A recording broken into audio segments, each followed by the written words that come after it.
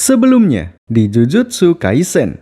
Pada 5 episode pertama, kita dibawa kembali ke masa lalu Gojo dan Geto. Di situ terungkap apa alasan Geto berubah dan juga sejarah tentang Toji dan Megumi. Cerita pun kembali ke masa Yuji, Megumi, dan Nobara. Saat ini, mereka bertiga baru saja selesai meeting dengan Gojo. Mereka diberi misi khusus untuk menangkap pengkhianat yang diduga berasal dari Akademi Kyoto. Namun sebelum memulai misi, mereka masih memiliki sedikit waktu luang. Mereka pun berencana menggunakan kesempatan ini untuk sedikit bersantai. Santai dulu nggak sih? Megumi ingin langsung pulang ke asrama untuk beristirahat. Nobara ingin berbelanja, sedangkan Yuji ingin menonton film Manusia Cacing 4. Awalnya, Yuji ingin mengajak Nobara, namun Nobara tidak sudi menonton film sampah tersebut. Akhirnya mereka pun berpisah. Lalu, ketika Nobara selesai berbelanja, tiba-tiba dia ditemui oleh seorang perempuan yang cukup cantik. Mereka pun berkenalan, lalu mengobrol di sebuah kafe. Namanya Yuko Ozawa, dan dia adalah teman Yuji semasa SMP.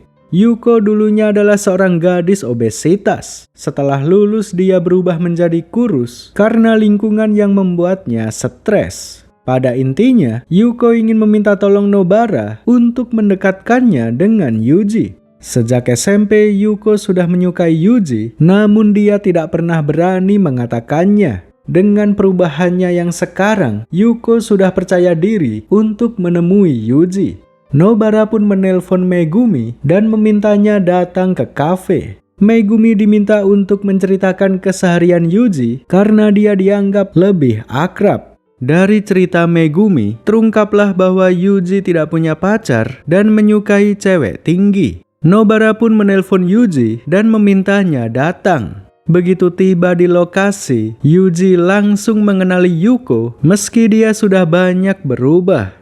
Megumi dan Nobara pun memberikan nilai 10. Seandainya Yuji tidak mengenali Yuko, maka itu akan sangat melukai perasaannya. Akhirnya mereka pun nongkrong sampai sore. Namun sepulang dari sana, Yuko malah berwajah muram. Sepertinya dia dan Yuji memang tidak ditakdirkan untuk bersama. Waktu bersantai mereka pun sudah habis. Kini, Yuji, Megumi, dan Nobara berlanjut menjalankan misi khusus dari Gojo. Mereka pun menemui Utahime di semacam tempat parkir. Sebagai guru di Akademi Kyoto, dia juga dimintai tolong Gojo untuk menangkap si pengkhianat. Nobara bertanya, siapa tersangka yang berkhianat ini? Utahime menjawab, Mekamaru, seorang siswa Akademi Kyoto dengan kekuatan pengendali boneka. Nama asli Mekamaru adalah Kokichi Muta. Selama ini, dia hanya menggunakan bonekanya untuk menghadiri kegiatan belajar di Akademi Kyoto. Sementara tubuh aslinya berada di suatu tempat yang sedikit diketahui orang lain. Dia dicurigai karena kekuatan pengendalian bonekanya. Dengan kekuatan tersebut, dia bisa dengan mudah membocorkan informasi kepada musuh. Setelah mengetahui siapa targetnya, mereka pun menuju ke ruangan rahasia tempat tubuh asli Mekamaru berada. Mereka bersiap dengan mode bertarung jika seandainya terjadi serangan mendadak. Lalu ketika pintu dibuka, ternyata tidak ada siapapun di dalamnya. Kokichi saat ini berada di tempat lain dan sedang bersama Geto dan Mahito. Jadi pada saat acara latih tanding antara Akademi Tokyo dan Kyoto, kala itu pihak musuh berhasil menyusup karena sudah mendapatkan bocoran informasi dari Kokichi. Gara-gara itu, pihak musuh berhasil mencuri beberapa jari Sukuna. Kokichi menukar informasi tersebut dengan imbalan penyembuhan. Tubuh sehat dan sempurna tentunya menjadi cita-cita bagi orang yang sakit-sakitan seperti dirinya. Kini tibalah saatnya untuk menerima imbalan. Mahito pun menggunakan kekuatannya untuk menyembuhkan Kokichi. Hanya dalam hitungan detik, tubuh Kokichi pun berhasil dipulihkan dengan sempurna. Dengan begini, kesepakatan mereka pun selesai. Janji dari masing-masing pihak sudah dipenuhi. Sekarang, mereka pun kembali menjadi musuh. Ternyata, Kokichi tidak sepenuhnya berkhianat. Mereka hanya saling memanfaatkan satu sama lain. Mahito yang menginginkan informasi, sementara Kokichi yang menginginkan kesembuhan. Lantas kenapa Mahito repot-repot menyembuhkan Kokichi? Kenapa Mahito tidak langsung membunuhnya saja? Itu karena mereka terikat dengan sumpah terkutuk. Jadi Mahito harus menyembuhkan Kokichi lebih dulu, baru kemudian membunuhnya.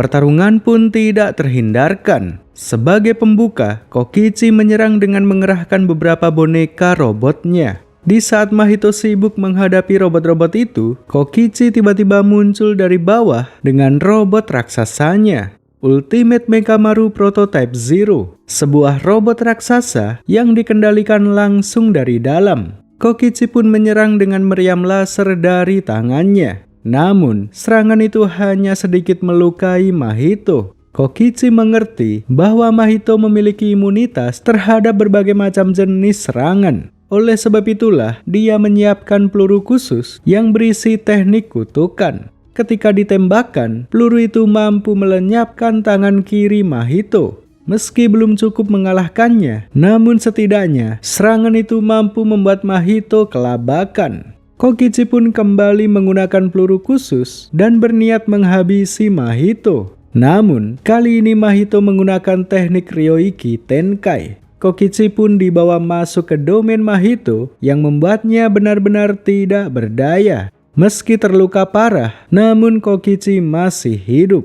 Masih di dalam domain milik Mahito, Kokichi melancarkan serangan balasan dengan menggunakan teknik domain sederhana. Domain sederhana adalah Ryoiki Tenkai versi light. Teknik ini memungkinkan Kokichi untuk tetap bergerak meski masih berada di dalam domain milik Mahito.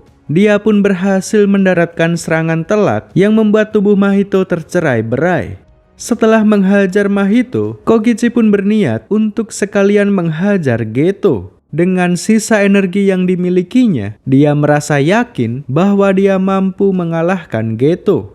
Lalu tiba-tiba saja, Mahito kembali muncul di hadapannya. Ternyata Mahito masih hidup. Dia memang sengaja membuat tubuhnya tercerai-berai supaya Kokichi mengira bahwa dia sudah menang.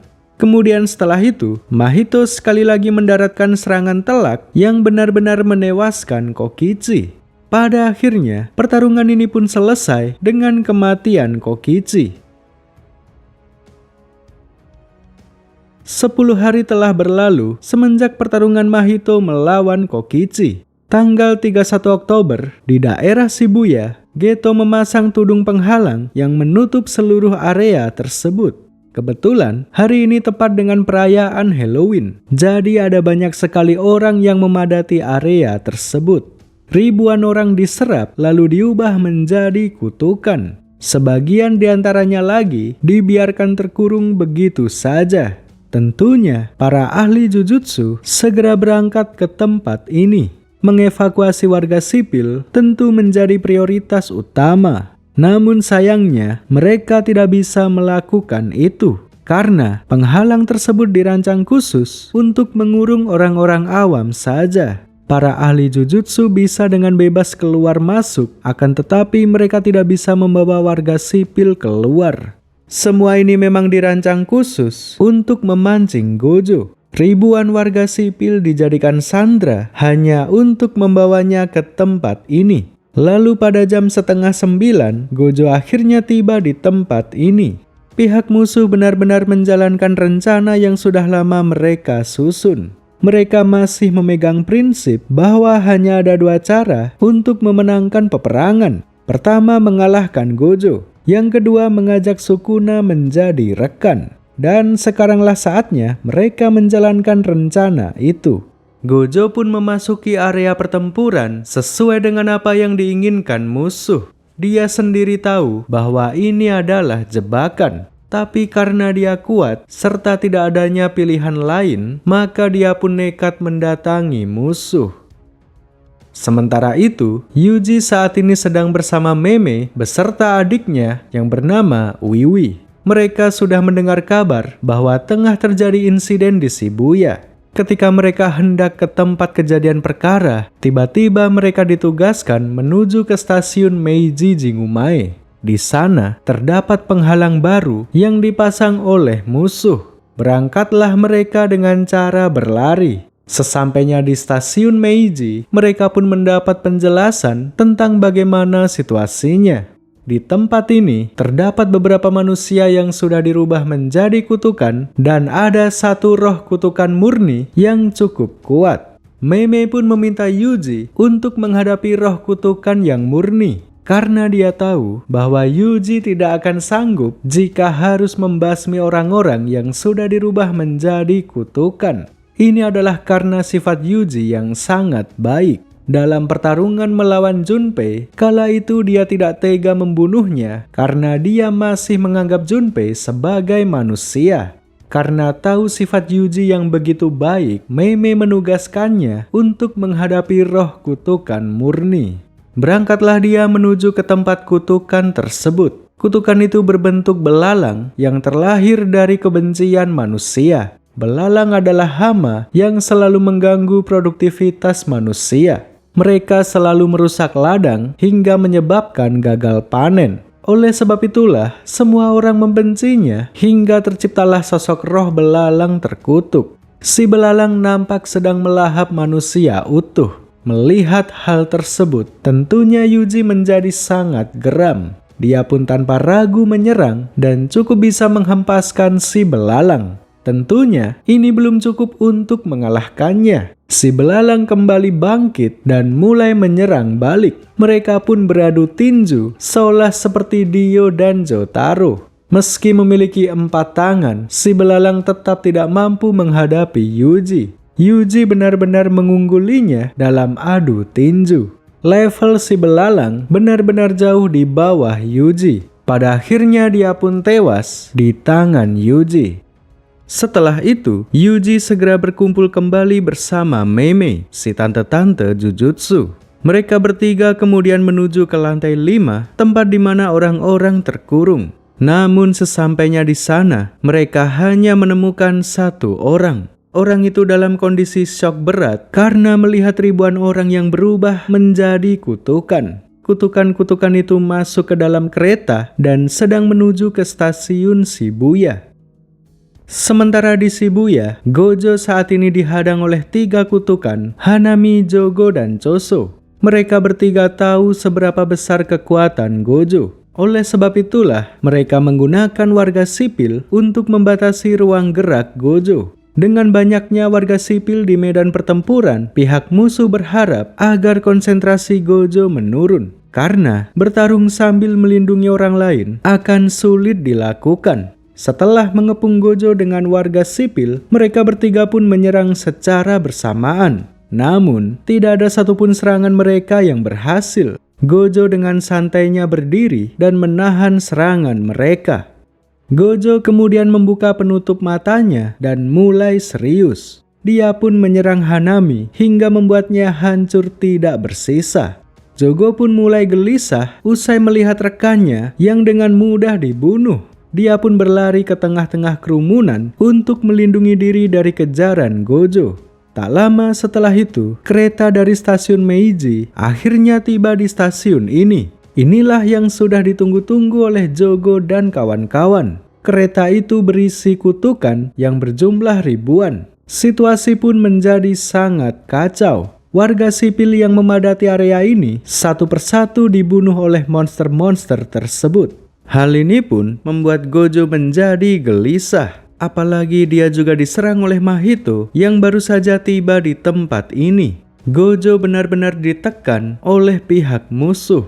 Lalu, untuk mengatasi semua ini, dia pun menggunakan Ryoiki Tenkai, ruang hampa tidak terbatas. Semua orang yang berada di dalam domainnya kehilangan kesadaran dan tidak bisa bergerak. Sebenarnya, teknik ini sangat beresiko membunuh warga sipil yang juga masuk ke dalam domain. Oleh karena itulah, dia berusaha mempertahankan teknik ini sesingkat mungkin supaya orang-orang tidak mati. Dalam jangka waktu yang singkat, Gojo bergerak cepat membasmi ribuan kutukan di tempat ini. Butuh 300 detik baginya untuk membasmi seluruh kutukan. Hal ini pun cukup menguras stamina dan konsentrasinya.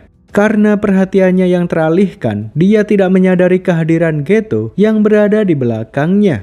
Gojo sangat terkejut begitu melihat kehadiran Geto. Di saat fokusnya benar-benar menurun, Gojo pun tersegel oleh benda kutukan yang disebut dengan alam penjara. Gojo benar-benar kebingungan dengan siapa sosok yang berada di hadapannya. Dia bisa merasakan aura Geto dan juga aura milik orang lain di dalam satu tubuh.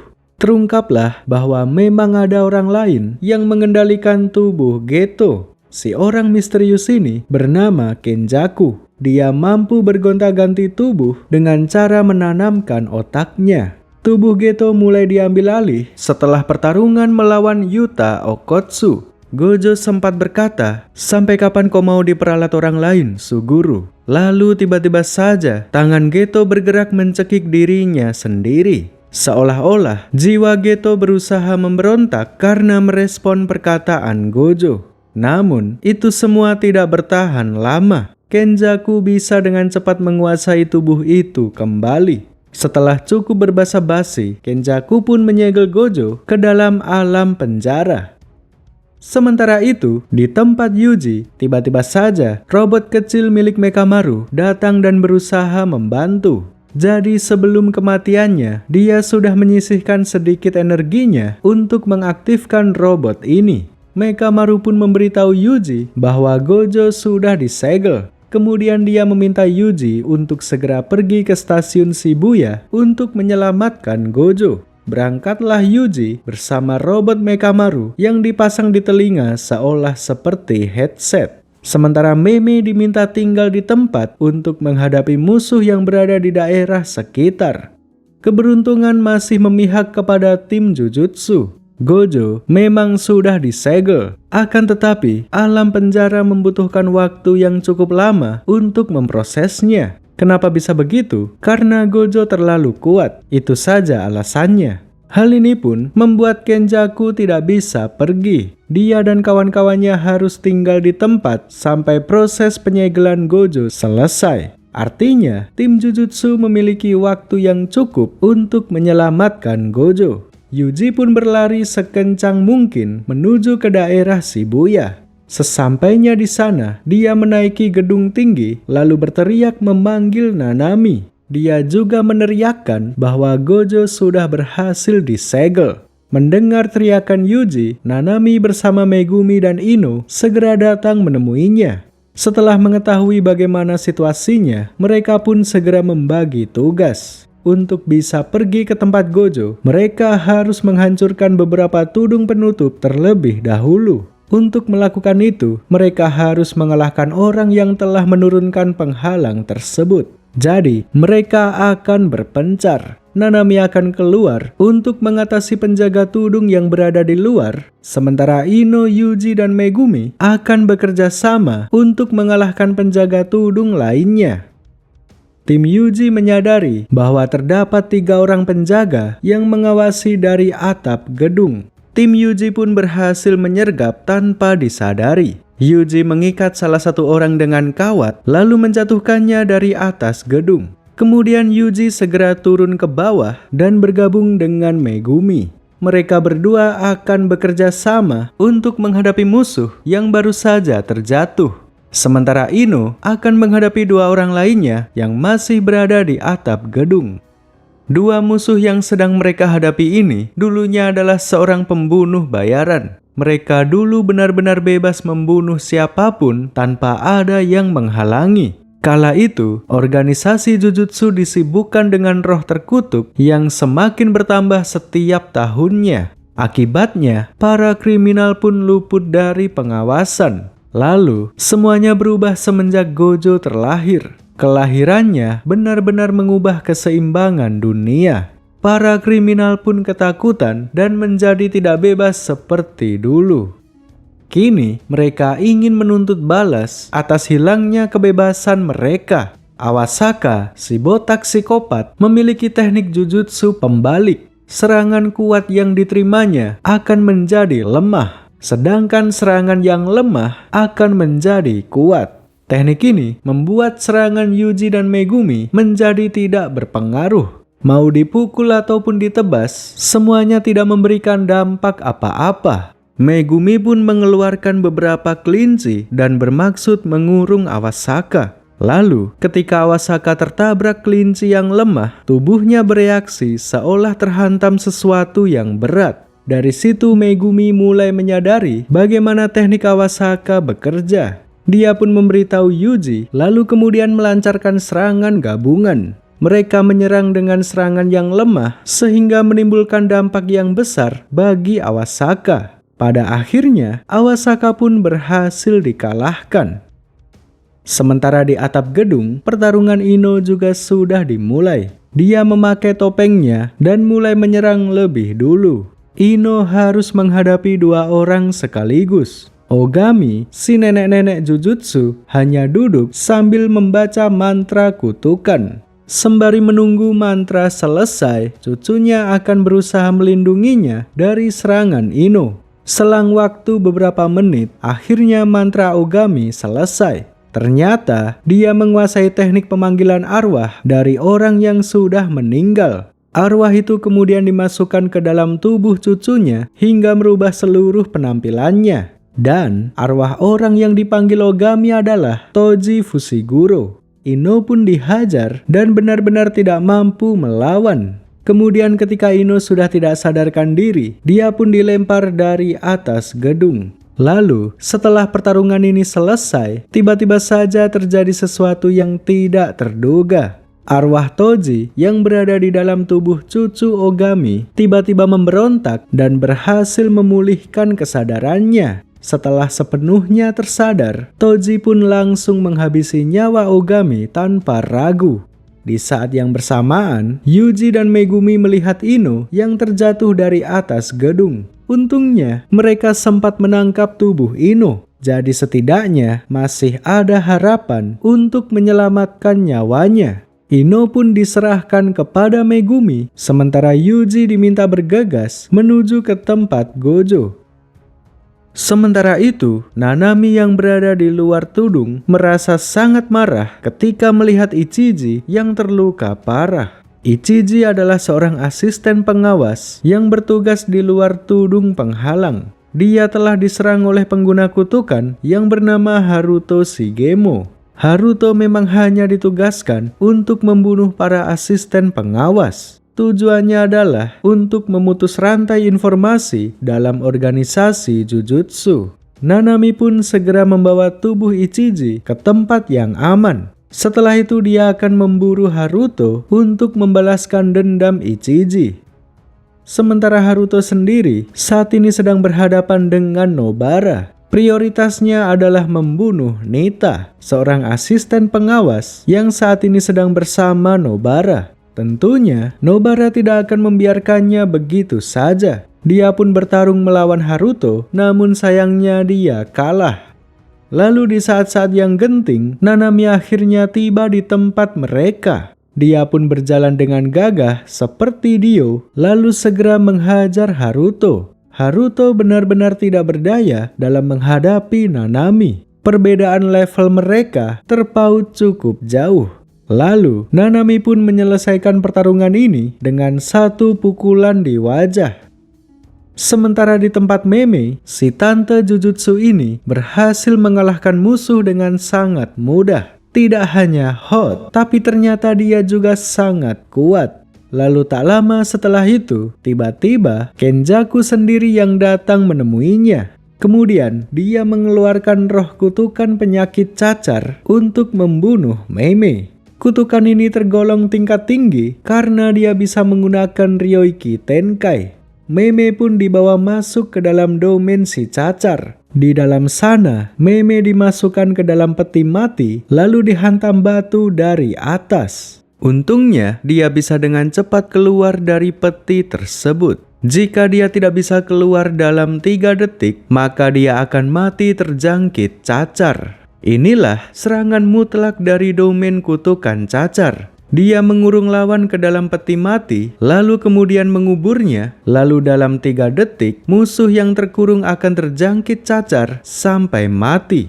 Serangan ini secara otomatis mengincar seseorang yang memancarkan energi kutukan. Untuk mengatasi hal ini, Mei Mei memanfaatkan Wei Wei sebagai tumbal. Dia diminta mengeluarkan energinya untuk memancing si cacar. Lalu, ketika si cacar terfokus kepadanya, Mei Mei pun dengan cepat menyerang. Pada akhirnya, roh kutukan cacar berhasil dikalahkan. Mei Mei dan Wei Wei kemudian keluar dari domain, lalu bersiap menghadapi Kenjaku.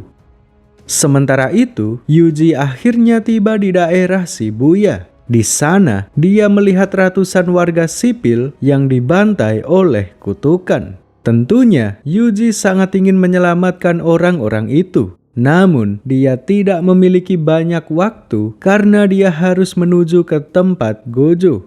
Yuji pun menjadi ragu. Lalu, di tengah-tengah keraguannya, tiba-tiba Toge Inumaki datang untuk membantu. Yuji menjadi sangat lega begitu melihat kedatangannya. Dengan hadirnya Toge, Yuji pun bisa melanjutkan perjalanannya menuju ke stasiun.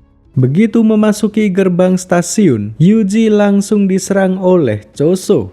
Teknik kutukannya adalah manipulasi darah. Dia bisa memadatkan dan merubah bentuk darahnya menjadi berbagai macam senjata. Bisa jadi anak panah, duri, pisau, pedang, dan bahkan laser. Teknik ini sangat praktis karena bisa digunakan di berbagai macam kondisi. Yuji benar-benar kesulitan menghadapi teknik ini. Ketika berada di jarak dekat, dia diserang dengan pisau. Dan ketika berada di jarak jauh, dia diserang dengan tembakan laser. Untungnya, Mekamaru masih ada bersama Yuji. Meski tidak bisa bertarung, Mekamaru masih bisa membantu menyusun strategi. Dia pun meminta Yuji untuk memancing Choso ke toilet. Di sana, Yuji membocorkan semua keran air yang bisa melemahkan teknik darah milik Choso. Air membuat darah Choso terlarut. Dalam kondisi seperti ini, dia tidak bisa lagi memadatkan darah di luar tubuhnya. Meski begitu, dia masih bisa mengeraskan darah di bagian tubuh yang tidak terkena air. Dia pun mengeraskan tangannya dan bersiap menghadapi Yuji dalam pertarungan fisik. Keduanya memasang kuda-kuda silat seperti The Raid. Yuji cukup bisa mengungguli Choso dalam pertarungan jarak dekat. Dia sempat mengecoh Choso dengan cara menutup pandangannya memakai tangan kanan, lalu dia akan memukul dengan tangan kiri yang sudah dilapisi energi kutukan. Serangan Yuji berhasil masuk, namun itu semua tidak berdampak karena Choso mengeraskan darahnya di bagian tubuh yang diincar Yuji. Kemudian Yuji pun terkena serangan balasan yang membuatnya kehilangan kesadaran. Sukuna yang berada di dalam tubuh Yuji hanya menyayangkan kalahnya Yuji melawan Kroco seperti Choso. Lalu, ketika Choso akan menghabisinya, tiba-tiba saja kepalanya dipenuhi dengan ingatan yang tidak pernah ada. Dalam ingatan tersebut, dia mendapati dirinya yang sedang makan bersama Yuji. Seolah-olah Yuji adalah bagian dari keluarganya. Hal ini membuatnya sangat kebingungan. Dia pun membatalkan niatnya untuk membunuh Yuji, lalu kemudian pergi begitu saja. Sementara itu, usai mengurus Haruto, Nanami bergabung dengan Maki Zenin dan Naobito Zenin. Tujuan mereka tentunya menuju ke tempat Gojo. Namun di tengah-tengah perjalanan, mereka dihadang oleh roh kutukan Gurita. Dia bernama Dagon dan dia tergolong tingkat tinggi. Mereka bertiga pun bekerja sama untuk melawan Dagon. Nanami sempat mendaratkan serangan, namun masih tidak berdampak apa-apa. Untungnya, ada Naobito dalam tim ini. Kecepatannya benar-benar membuat Dagon kewalahan. Berulang kali Naobito mampu mendaratkan serangan yang membuat Dagon kesulitan.